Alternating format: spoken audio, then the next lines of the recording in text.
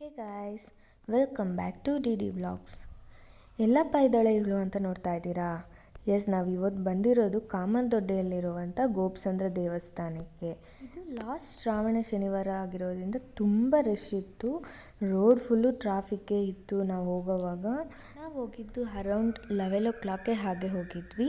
ಮಾರ್ನಿಂಗ್ನಿಂದ ಸಂಜೆವರೆಗೂ ಟ್ರಾಫಿಕ್ ಅಂತೂ ಹೀಗೆ ಇತ್ತು ರೋಡ್ನಲ್ಲಿ. ಪೊಲೀಸರೆಲ್ಲರೂ ಅಲ್ಲಿದ್ದರು ಸೆಕ್ಯೂರಿಟಿಗೆ. ಆ್ಯಂಡ್ ದೇವಸ್ಥಾನದ ಅಲಂಕಾರ ಅಂತೂ ತುಂಬ ಚೆನ್ನಾಗಿತ್ತು ನೋಡಲಿಕ್ಕೆ. ಜನ ಅಂತೂ ಹೇಳೋದೇ ಬೇಡ, ಅಷ್ಟು ಜನಗಳಿದ್ದರು. ಕಾರ್ ಪಾರ್ಕಿಂಗ್ ಕೂಡ ಜಾಗ ಇದ್ದಿಲ್ಲ, ಅಷ್ಟು ರಶ್ ಇತ್ತು ಟೆಂಪಲ್ನಲ್ಲಂತೂ. ಹಾಗೆ ಏನೇನೆಲ್ಲ ಶಾಪ್ಸ್ ಇರ್ತಾವೋ ಎಲ್ಲವೂ ಇದ್ವು, ತುಂಬ ಅಟ್ರ್ಯಾಕ್ಟಿವ್ ಆಗಿದ್ವು. ಚಿಕ್ಕ ಮಕ್ಕಳಂತೂ ತುಂಬ ಅಟ್ರ್ಯಾಕ್ಟ್ ಆಗ್ತಾಯಿದ್ರು. ಹಾಗೆ ಅನ್ನದಾನ ಕೂಡ ನಡೀತಾ ಇತ್ತು ಹೊರಗಡೆ.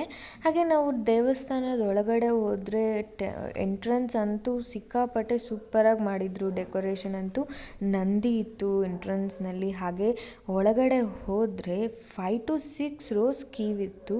ಬಂದವರೆಲ್ಲ ದರ್ಶನ ಮಾಡಿದ್ರೋ ಇಲ್ವೋ ಅಂತೂ ಗೊತ್ತಿಲ್ಲ, ಬಟ್ ನಂದಿ ಪಕ್ಕ ನಿಂತು ಫೋಟೋ ಕ್ಲಿಕ್ ಮಾಡೋದಂತೂ ಯಾರೂ ಮರ್ತೇ ಇಲ್ಲ. ಹಾಗೆ ನಾವೂ ಕ್ಲಿಕ್ ಮಾಡ್ಕೊಂಡ್ವಿ. ಬಟ್ ತುಂಬ ಅಟ್ರ್ಯಾಕ್ಟಿವ್ ಆಗಂತೂ ಇತ್ತು.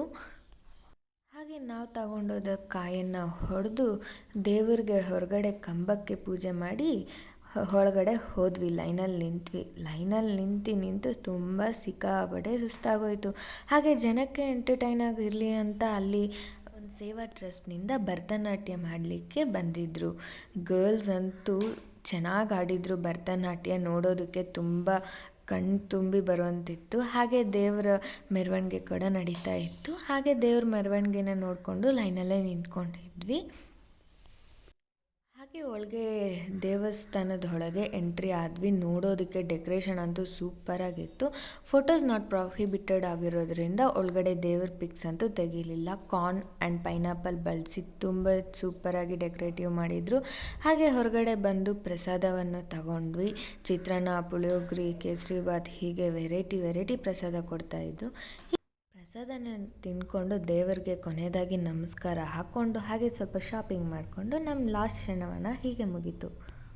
ನೀವು ಯಾವ ಟೆಂಪಲ್ನ ವಿಸಿಟ್ ಮಾಡಿದ್ರಿ ಅಂತ ನಮಗೆ ಕಮೆಂಟ್ನಲ್ಲಿ ಖಂಡಿತ ತಿಳಿಸಿ. ಹಾಗೆ ಯಾವ ಟೆಂಪಲ್ ಚೆನ್ನಾಗಿದೆ ಅಂತಲೂ ಹೇಳಿ, ಒನ್ಸ್ ವಿಸಿಟ್ ಮಾಡ್ತೀವಿ. Thanks for watching.